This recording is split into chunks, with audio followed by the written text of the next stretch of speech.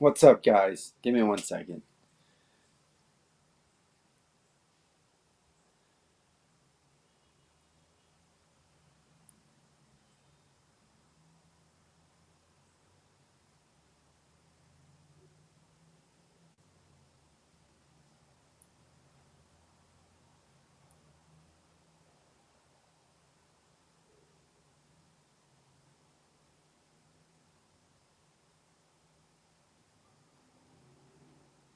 All right. February 16th, Monday. Happy President's Day. Woo! You guys like my helmet? It felt like going for a bike ride. Ended up not going, even though I should. But I gotta paint. I gotta paint still. Happy Monday, guys. Did you guys have a great Valentine's? Hope y'all did. Hope y'all found love or got some love. All right, guys. Episode 18. Here we go. On the No Filter Network, brought to you by Alkaya. Again, creatine. So important, and we're creating a creatine electrolyte anti-inflammatory supplement in a stick pack coming out soon. Every time I say it coming out soon, it is coming out soon. It's coming, okay? I got to be a little resilient and hold some people accountable to get this product out, but it's going to be fire. Thank you, No Filter Network, Eric Burns. I get to see Burnsy Thursday. We're playing in the Mesa PPA pickleball tournament. He's doing senior pros. I'm up to 4-0. So I did 4-0 singles, 4-0 doubles. Still looking for a mixed partner. Any females want to play? Let's go. All right. Episode 18, guys. I can't believe I've done 18 of these already. That's how fast time's flying. Levels of the game from Little League to the pros and trusting God in the process. There's so many levels and steps to the game of baseball. Like each level, each year, each season deserves its own praise and understanding and carries so much knowledge that we use for the next year and the next year and the next level, right? From the time you start playing ball and the time you get to your highest level you've ever played, there's so much growth and maturity and learning and knowledge that not only does it help you with the game and be successful in the game, but it helps you in life, right? Each level of play, of competition, teaches you something different, right? It's all the same game, but the way it's played, the way you live, and the way you grow changes at every step. And through it all, God is working in the process. Segment one. Segment one, Little League, playing a kid's game. Learning the game, learn to love it. If you don't love it, we ain't gonna do it. Okay. So level of play. Level of play at, let's say, T-ball, right? You're 6 to 8-ish, right? Number one is fun. We're playing the game to have fun, to play with friends, and to be introduced to the game of baseball, right? So what do our coaches do, or should do, is fundamentals first. So we're learning how to throw, catch, hit, and run. Mistakes all the time, expected, but it's not about the mistakes. It's about getting these kids, being a kid that learns that mistakes are okay as long as we learn from it and keep on making mistakes. Mistakes are a good thing because they're learning opportunities, right? So the more we can help a kid understand that doing a mistake is okay, the better off they'll be at the next level. And it's the same thing going to middle school, to high school. It's the same thing, and I will get there. All right, we're not there yet. Style of play at the Little League level. Fun, energetic, always learning, enjoying your teammates, being a good teammate, being a good friend. Okay, everyone gets a chance to play because there is no Derek Jeters just yet. Yeah, there might be a little bit. Some 8-year-olds might be able to catch a little better than another 8-year-old. but everyone will get a chance to play. That's the best thing about being a kid is no matter the talent level, everyone's there to play, to learn, to have fun. Okay? The results don't matter. Just being outside, being around good people, being around like-minded people, like-minded kids that want to have fun, have fellowship, and be a good friend. That's the style of play that we want our kids surrounded by. That's the environment, parents, you should be looking for. It's not about winning. It's not about losing. It's not about hitting who hits the most home runs or counting stats. It's about, is my kid having fun? Okay. The lifestyle, it should always be family centered because the seasons are short, and get them to play another sport after baseball season, right? Um,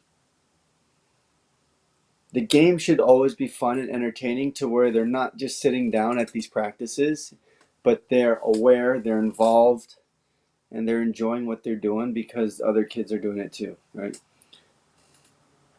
The main thing is these kids, our kids, come home and can say, I had fun. I had fun today. Same with the coaches. The coaches should be like, the kids had a blast. We did absolutely no learning, but the kids were throwing the ball, they were hitting the ball, they were chasing the ball, they were actually trying to do something. That's all that matters. Okay, so this level, at this level, the young days where I wish we could all go back and just be a kid again. At this level, it's about planting the seed, nurturing it, okay, watering it, helping them know life is more than just winning, losing, and being successful. The best part of life is when we make the mistakes and we get to learn from it and grow from it, right? God works through joy and curiosity. The goal isn't perfection, it's the love for the game. Okay, so now we go a little older, youth ball, like 12U, 14U, some travel ball, and the high school begins, right? So when we get to high school, that's when I think real competition begins. At 12, 14, yes, it is competitive, and nowadays travel ball is everything, right? Competition's high, kids are developed a lot faster. Um, Parents take it the most serious, I think, and it could be a good thing, it could be a bad thing. But the level of play, like talent, starts to separate. Okay, that's 12U, 14U is basically where the best players will play the whole game, and your extras are just an extra. Fundamentals are always going to matter. So can a player hit, throw, run, catch? And the best person that executes matters more. Okay, fundamentals matter, but execution matters more. Physical development becomes the most important because these kids' brains are able to process a little better, understand a little more, be a little more aware. They can consume more information and process it better, right? So that's where coaching comes in. We can coach them more and they'll understand more and they can turn that coaching into a polished production on the field. Because what they learn here, they carry on to the next level, right? Everything's a chain reaction. What you learn dictates what you do at the next level. Every experience at every level helps you onto the next, right? So the style of play at 12U, 14U, maybe even some middle school, more travel, it's more demanding, more time commitment, especially now these parents want their kid to play baseball year round. Makes zero sense. I think the best baseball players are the players that are the best athletes because they play the most sports that they could possibly play growing up. It teaches their bodies, right, to do different things in different styles and different speeds and quicknesses. And that's what develops, I think, the best baseball player or best athlete in general. The strategy and situational awareness is big time. There's a lot of situational baseball playing going on at 12U, 14U. Look at the Little League World Series. There's bunting, there's hit and runs, there's intentional walks. I mean, we're getting to the point the coaches are so serious of winning, they will walk a guy 3 times now, right? So the strategy and situational awareness is there now in 12U, 14U, middle school, and players are able to learn and understand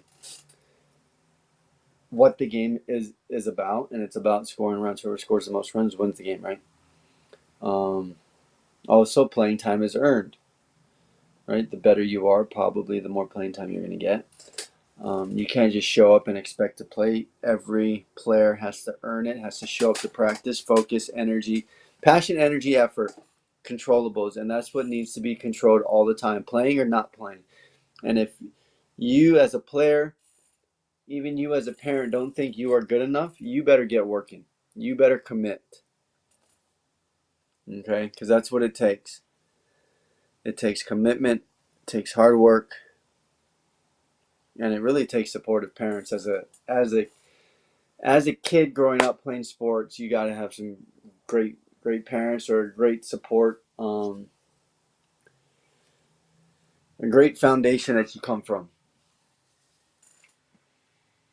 So we get older, we get to our teens. It's balancing school, balancing sports, and balancing life. Still trying to have fun because it's about having friends and doing something cool that all your other friends do, and that's most important. I think that's most important. Okay. Because this is where kids start taking on the pressure from the parents because the parents want them to do so good, and the kid is realizing, I want to do so good, but the pressure starts building, and if they don't do good, then they start dwelling, they start getting down on themselves. But we need to help these kids understand that it's still not about the result, it's always about the process. Okay? Because this is where pressure starts, and God uses this stage to teach discipline, humility, and teamwork, and the awareness that we always need to have fun. Now we get to college baseball. All right, the level extremely different. The jump from high school, middle school, high school, extremely different. Whereas high school now, yeah, the talent might be there, but you're not polished, right? You're just raw talent.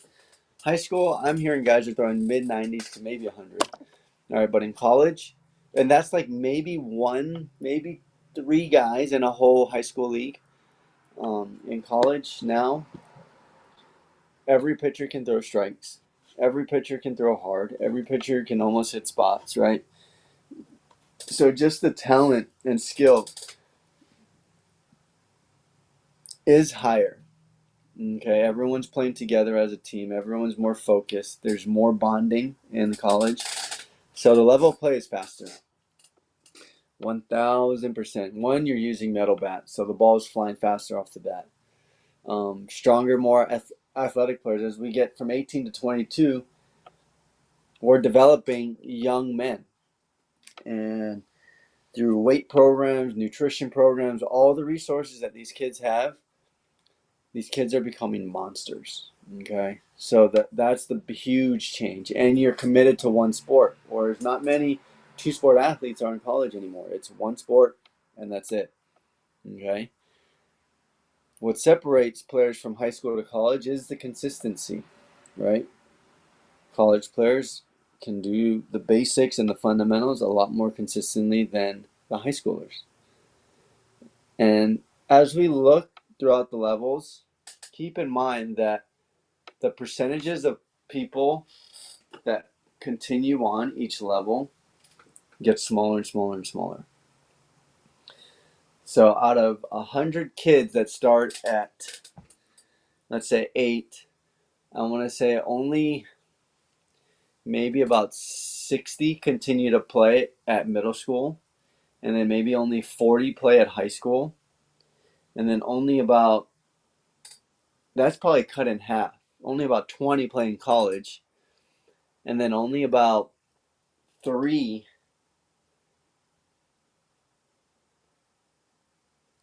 might be even 2 or 1% will get a chance to play pro ball. Okay, so 1 out of 100, 2 out of 100 players will go from playing as a kid at 8 to getting a chance to play pro ball. So keep in mind how drastically the percents change the higher levels that you go up in this game.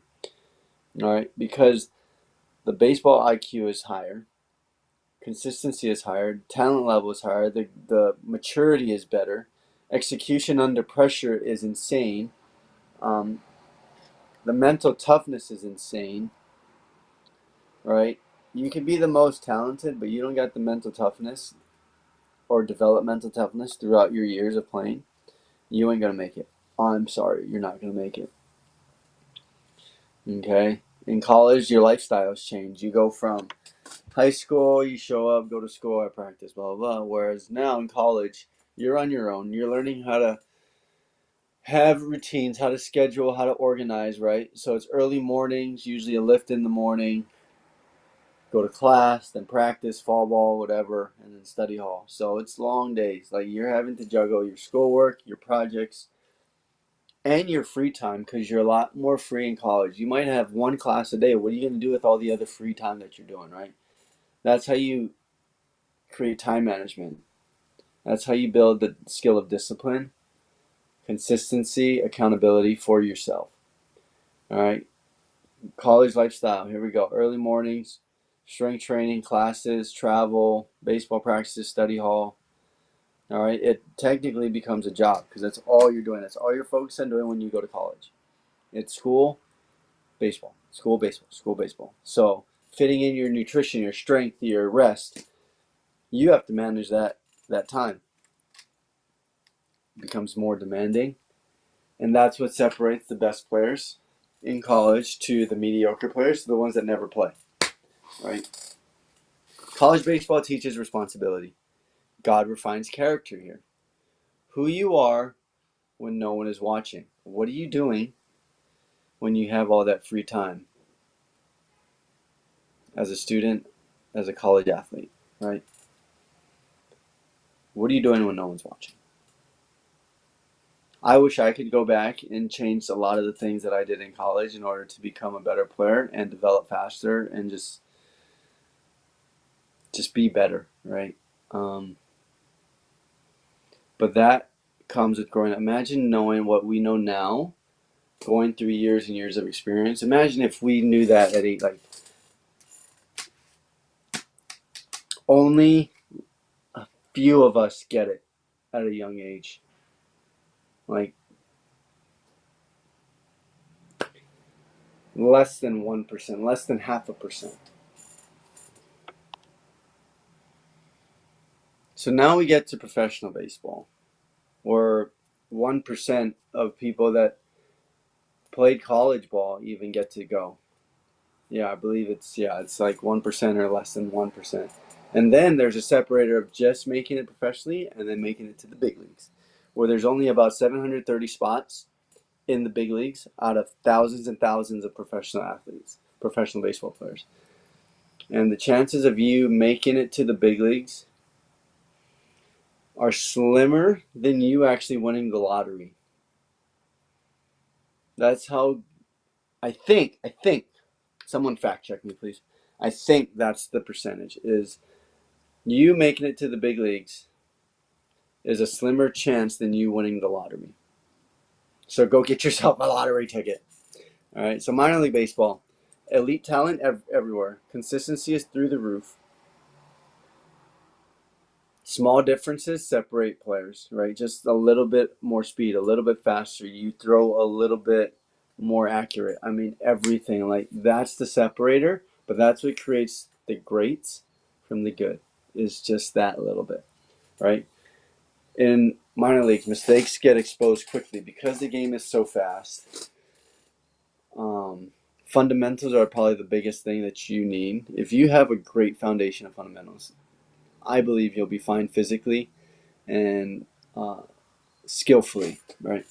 The style of play, development focus, especially in minor leagues where you have these coordinators and these specific position player coaches. Like, you need to develop fast, because if you are going to take a while to develop, or at least a coach doesn't see you developing as fast as somebody else, you're going to be left in the dust and you're not going to have a team for the next season or that next day. There's less margin for error. All right, they're evaluating you every single minute. As a coach, as a coordinator, they are evaluating you as a player every minute, and you have less margin for error. Like, You don't want to think that you don't want to fuck up, because that mentally will screw with you, but you don't want to fuck up. You have less room for fuck ups. All right. Every at bat matters. Every pitch matters. How you carry yourself matters. Everything matters. You can't take one play off. You can't show your emotions of going up and down, up and down, up and down. All right. It's a marathon, guys. And when you get into season, it's 140 game seasons as a professional minor leaguer. When you get to indie ball, I want to say it's only about 100, maybe 120. And then some professional leagues only have maybe 40 games, 50 games. So the lifestyle, though, the long bus rides, uncomfortable buses, packed buses, late night drives, all right, very modest pay. I remember I was getting paid $1,100 my first year, all the way up to my last year of regular pro ball was $1,800. Never got more than that per month. Okay, imagine being paid your first year as a professional baseball player, $1,100 a month for about 3 months, but I had to pay for housing at about $600 a month. I didn't have anything to live on. That came out to like less than $3 an hour. Worth it? I think so. The experiences, what I've dealt with, what I've gone through to where I'm at now, worth it. Worth every penny. Because what I'm doing now is Cosmic Baseball. What I did before Cosmic Baseball was Banana Ball. And I got to go to Europe and play. So everything had some sort of effect on where I'm at today, and I wouldn't change a thing. Because what I do now is the big leagues. Is my big leagues of baseball. Hey, if the Yankees call me and say they need me for a day, hell yeah, I'm signing a big league contract, right? And that's why I try to maintain my health, my strength, my mentality, my youth, because you never know what's going to happen. Okay. I was reading this book. This book, really good. I suggest everyone read it. I'm only on page 60, but I read this chapter today. It's about limiting belief. So here we go. This is what I like. Regardless of what events take place, it is always our choice on what significance they have on our life or what we choose to take from them. The current beliefs we choose to live by create or contribute to all the experiences we have, regardless of what area of life it is. They can be the basis for change or the reason we seem motionless. What exactly are beliefs? They are nothing more than opinions that have been fed by other people, a chosen perception through experience and thoughts that have been repeated. And it goes on to say, if everyone solely based their success on critics, there would be no such thing as success. Last thing. There are two kinds of critics. One is a coward who gains his glory by attacking things he never had the courage to do. The other is courageous enough to tell you that cowards never make it. Learn to utilize them both. So, how often do we let limiting beliefs prevent us from taking action in our life?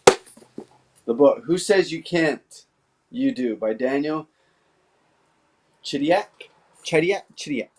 Anyways, great book, guys. So, having a strong belief that you can do anything that you put your mind to creates the confidence that you need to be successful in this game, right? Because in the pros, you're going to live away from home. You're going to have to learn to be a lot more independent. You're being evaluated constantly. You think there's pressure, but there's really no pressure. So learning to deal with unrealized pressure and pressure, but in the end, dude, just do your best. That's all you should be worried about, is doing your best. Did I give my all every single day? Did I do what needed to be done in order for me to have the opportunity to be the most successful that I can be? Boom! So this is where faith gets tested. God teaches patience, resilience, and trust when results come quickly. And now we go to Major League Baseball, guys. 0.001% of people that ever play baseball make it to the majors. So from the millions of kids that play as a kid to the major leagues, of you making it, it's It's like there's like you see the gap between my fingers. Yeah, that gap is your probability of making it to the big leagues. The level of play, best players in the world, especially in the Major League Baseball, in the MLB, and the United States. Elite consistency. Mental toughness is critical. So skill-wise, talent-wise, a lot of minor league players are the same as the major league players. But what separates is the consistency, is the mental toughness, and it's only by like 1 or 2%. But it shows in a drastic way at that level. Like even though it's 1 or 2%, that's why they're up there. Is because that 1%, 2% difference is actually huge. Okay, the style of play, precision, preparation, small details win the games. Like they know where to throw the ball when this is hit here. They hit the cutoff. They don't swing at bad pitches. The strike zone has to be here, right? So as a hitter, you're so much more disciplined.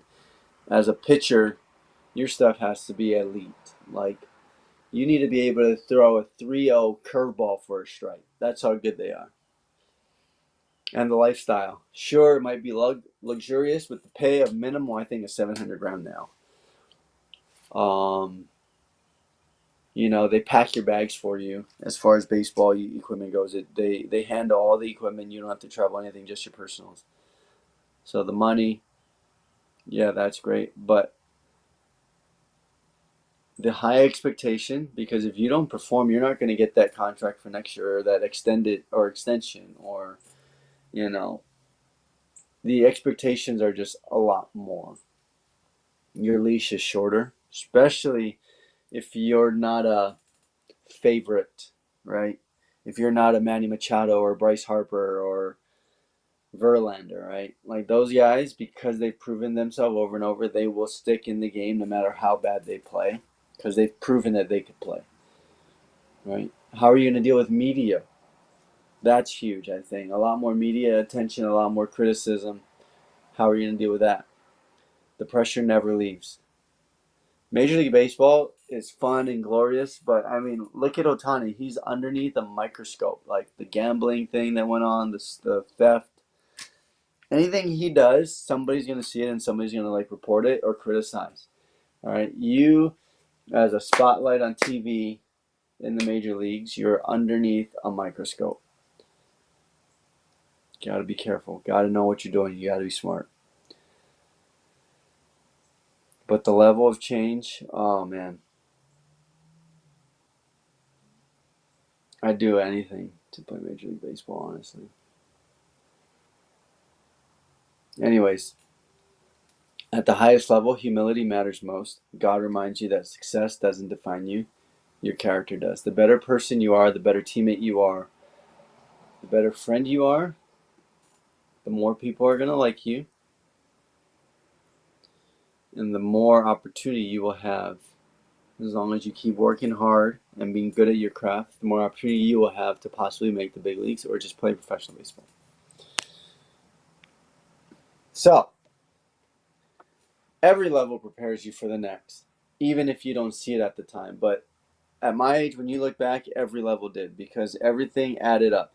All the teamwork, all the coaching, from learning how to throw this way to different terms we learned, like squishing the bug, which actually we shouldn't do now, but like all of those things we've learned carries us onto the next level.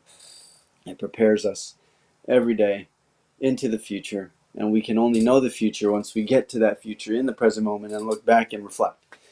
So you don't skip levels, you got to grow through them. God works in the waiting, the setbacks, the quiet seasons. If you have a passion for baseball, you will find a way